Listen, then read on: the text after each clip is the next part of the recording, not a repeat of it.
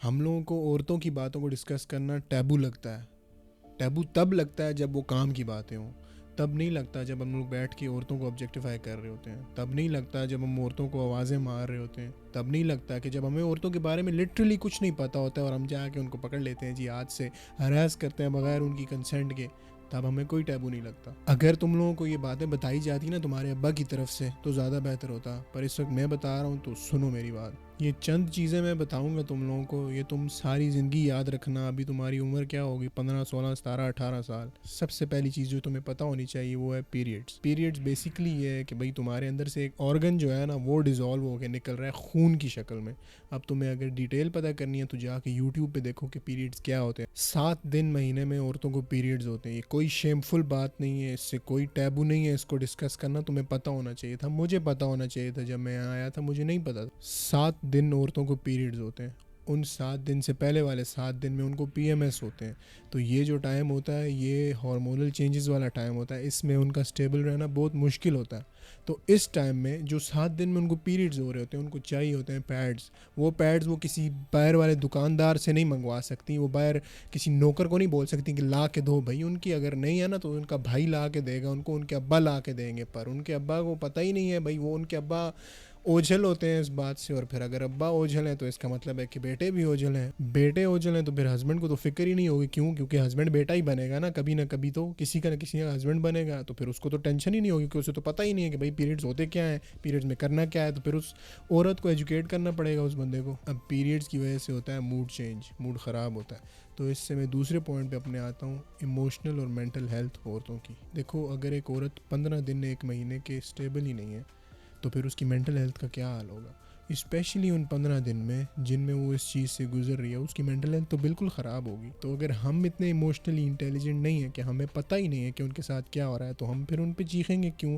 ان کا موڈ خراب ہے تو ہم بولیں گے بھائی اس کا کیسے موڈ خراب ہے, ہمارا کیوں نہ موڈ خراب ہو, ہم تو مرد ہیں, ہمارے میں ٹیسٹوسٹیرون ہے, ہمیں کیوں نہ غصہ ہے. بھائی ٹیسٹوسٹیرون کو سنبھالو, پتہ لگاؤ کہ ہوا کیا ہے اصل میں, بات یہ ہے. تو پھر سمجھو اس بات کو اور تھوڑی کائنڈنس کے ساتھ پیش آؤ عورتوں کے ساتھ, تھوڑی ایمپتھی دکھاؤ ان لوگوں کو انسٹیڈ آف ڈسمسنگ دیم. پھر ایک اور چیز ہے اسی مینٹل ہیلتھ والے سبجیکٹ پہ میں اس میں بات کروں گا, وہ ہے post partum depression. Post partum depression کیا ہوتا ہے کہ جب ایک عورت بچے کو جنم دیتی ہے تو اس کے بعد اس کا جو پیریڈ ہوتا ہے وہ بہت ٹف ہوتا ہے, اس میں وہ ڈپریشن میں چلی جاتی ہے جس کو بولتے ہیں تو اس ٹائم میں اس کا خیال رکھنا کروشل ہوتا ہے. عورتوں کو سوسائڈل تھاٹس تک آتی ہیں. سوچو اگر تمہاری بیوی بچے پیدا کر کے سوسائڈ کر لے تو تم کیا کرو گے, جب تمہیں پتہ ہی نہیں ہوگا کہ یہ تو پوسٹ پارٹم ڈپریشن میں تھی. تم اوپر سے اور اس کو کوس رہے ہوگے تو اس کے اوپر سے کیا گزرے گی. تو تمہیں لگتا ہے اسے لگے گا کہ میرا ہسبینڈ جو ہے میرا جیون ساتھی ہے, نہیں, اسے تو یہی لگے گا کہ میرا ہسبینڈ کو صرف بچے چاہیے تھے. اب پوسٹ پارٹم ڈپریشن جو میرے ساتھ ہو رہی ہے اس میں تو میرے ساتھ کوئی ہے ہی نہیں. میری اماں مجھے بتاتی ہیں اور ان کی آنکھوں سے آنسو آتے ہیں جب وہ بتاتی ہیں کہ بھائی میں جب تم لوگوں کو پیدا کیا تھا اس کے 2-3 دن بعد مجھے اپنا کام خود کرنا پڑا تھا. مجھے کہا گیا تھا کہ بھائی ہم لوگوں نے بھی بچے پیدا کیے ہیں تو تم وہی کام کرو اٹھ کے. تو یہ کس کی وجہ سے, لیک آف اویئرنیس کی وجہ سے. ان کو پتہ ہی نہیں تھا کہ عورتیں کس چیز سے گزرتی ہیں, اسپیشلی ہمارے پرانے لوگوں کو. تو اس لیے جو نئے لوگ ہم آ رہے ہیں نا, that's why I am making this video for you, تاکہ ہم لوگوں کو پتہ چلے کہ بھائی ہوتا کیا ہے, تاکہ ہماری اگلی جنریشن کو ہم بتائیں کہ ہوتا کیا ہے. تیسرا مدعا میرا ہے انڈیپینڈنس. عورت اوبلائج نہیں ہے کہ وہ تمہارے ساتھ تمہارے گھر میں تمہارے پیرنٹس کے ساتھ رہے.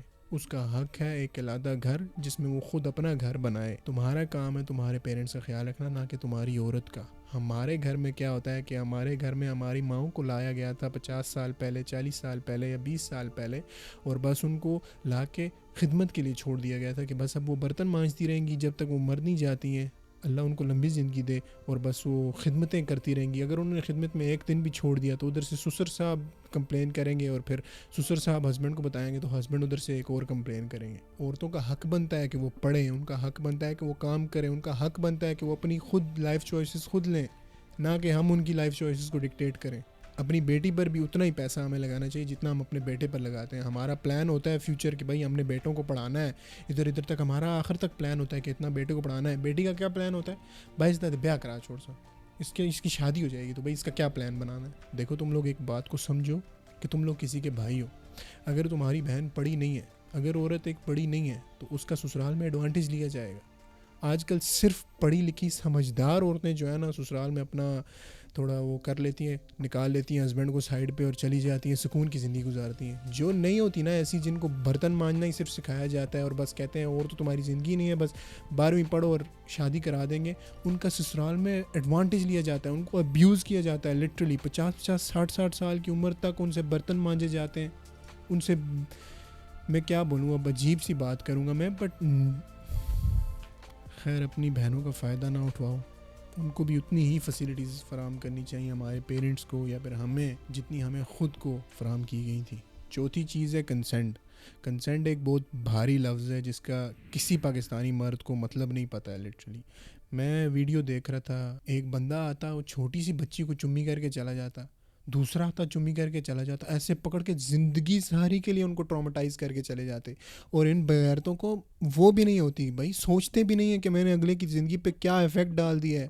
وہ میں نے دیکھا جب اس کے ساتھ وہ ہوا اور وہ ایسے ایسے کر رہی تھی, میں نے کہا فک, اب یہ کیا فیل کر رہی ہوگی اور اس زندگی میں آگے کیسے کیا سوچے گی کیا یہ. دیکھو شادی میں بھی کنسنٹ ہونا بہت ضروری ہے. کنسنٹ سے مراد ہے کہ ہاں اگلے کی ہاں, تم لوگ ایسے ہی کسی درندے کے ساتھ اٹھا کے شادی نہ کرا دو, یا پھر تم خود درندے نہ بنو اور باہر جا کے عورتوں کی کنسنٹ کے بغیر ان کے ساتھ فضول کام نہ کرو.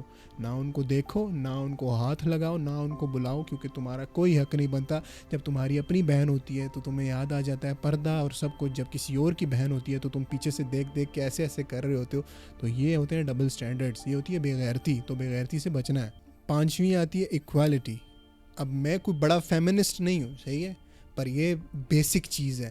ایکوالٹی ایک سینس میں میں بتاتا ہوں, مجھے پتہ ہے مرد بہت اسٹرانگ ہے بھائی عورت سے, بٹ ایکوالٹی سے میرا مطلب یہ ہے ہاؤس ہولڈ کام میں اس کی مدد کرنا. تم خود کھانا نہیں کھاتے کیا صرف وہی کھانا کھاتی ہے؟ نہیں, تم بھی کھانا کھاتے ہو, تو بھائی اپنا کھانا خود نہیں بنا سکتے؟ بنا سکتے تھے نا. تم اماں سے کیوں بنواتے ہو اپنا ناشتہ؟ تم خود ناشتہ نہیں بنا سکتے؟ اماں تمہیں صبح 7 بجے اٹھ کے جی میرے بیٹے کو 2 انڈے کھلاؤں, کیوں کھلائیں بھائی؟ وہ تم کو چپیڑ مارنی چاہیے تمہارے منہ پہ اگر تم ابھی تک مما کے ناشتوں پہ پل رہے ہو. شرم آنی چاہیے تمہیں. خود اٹھو, ناشتہ بناؤ, خود اٹھو, جگہ صاف کرو, کھانا کھاؤ, سامان اٹھاؤ, جا کے رکھو, صاف کرو خود ہی. عورت کا کام نہیں ہے تمہارے لیے کرے, مدد کراؤ پوری. کپڑے اپنے خود دھویا کرو, گندے کپڑے اپنے خود دھویا کرو. کسی کا کام نہیں ہے تمہاری فلت صاف کریں, تمہارا کام ہے, عورت کا کام نہیں ہے. تمہارے ساتھ بیوی آتی ہے تو یہ مت سوچو میں سرونٹ لے آیا ہوں. تمہیں پارٹنرز بولا جاتا ہے, تو پارٹنر, تم باس نہیں ہو, پارٹنرز ہو, صحیح ہے. تو پارٹنرشپ کے ساتھ ہی کام کرو, تو اللہ تعالیٰ بھی دیکھے گا اور بولے گا ہاں بھائی انصاف کر رہا ہے بندہ, چلو جنت میں ہی ڈال دیتے ہیں. باقی تو اس کے کرم اتنے اچھے نہیں تھے. اب آخری پوائنٹ میرا پیرنٹنگ اور رول ماڈلنگ پہ آتا ہے. ایک بیٹا اپنے باپ سے سب سے زیادہ سیکھتا ہے. اگر وہ اپنے باپ سے نہیں سیکھتا تو وہ باہر سے سیکھتا ہے. دیکھو اگر تم اپنے بچوں کے سامنے اپنی بیوی کو افیکشن دکھاؤ گے, جو کہ ابھی ٹیبو سمجھا جاتا ہے, نہیں دکھاتا کوئی بھی افیکشن. مجھے یاد ہے میرے ریسنٹلی میرڈ کزنس تھے اور وہ گاؤں میں آئے تھے, تو ایک دوسرے کا ہاتھ پکڑا ہوا تھا, انہوں نے میاں بیوی ہیں, انہوں نے ہاتھ پکڑا ہوا تھا. تو مجھے یاد ہے آنٹیاں بیٹھ کے اوئے ادھر دیکھنا, مسوت. بھائی خدا کا واسطہ ہے, میاں بیوی ہیں, جب تمہارے اگر میاں نے تمہیں افیکشن نہیں دکھائی, کسی کا دکھا رہا ہے, تو کیوں نہیں برداشت ہو رہا تم لوگوں سے؟ عورتوں سے ہی برداشت نہیں ہوتا کوئی عورت نرچر ہو رہی ہو تو. دیکھو باپ کا کام ہے اپنے بچوں کے سامنے اپنی بیوی کو افیکشن دکھائے, تاکہ ان کو پتہ ہو کس طرح ٹریٹ کیا جاتا ہے عورت کو, تاکہ وہ جب اس رول میں آئیں تو وہ اپنی عورت کو نرچر کریں, نہ کہ اس کو ابیوز کریں. مینٹلی بھی, فزیکلی بھی, ہر طرح سے وہ سیکھے گا تو اپنے باپ سے سیکھے گا. اب میں تمہیں بتا رہا ہوں یہ چیزیں مجھے نہیں پتہ تھی, میں نے خود سیکھی ہیں. یہ چیزیں گھر میں سکھائی جاتی ہیں, باہر سے نہیں. اگر کوئی بچہ باہر سے سیکھے گا نا بجائے اس کے کہ اپنے باپ سے, تو پھر وہ وومنائزر سے سیکھے گا. وہ پھر ان لوگوں سے سیکھے گا جو کیجول فلنگز پہ بلیو کرتے ہیں, جو عورتوں کو آبجیکٹیفائی کرتے ہیں, پیچھے سے بلاتے ہیں, آوازیں مارتے ہیں, جب اپنی بہن آتی ہے تو نہیں کرتے ہیں. تو اب تم پہ لازم ہو گیا, اور تمہیں اللہ بھی دیکھ رہا ہے اب کہ تمہیں میسج پہنچ گیا ہے, صحیح ہے.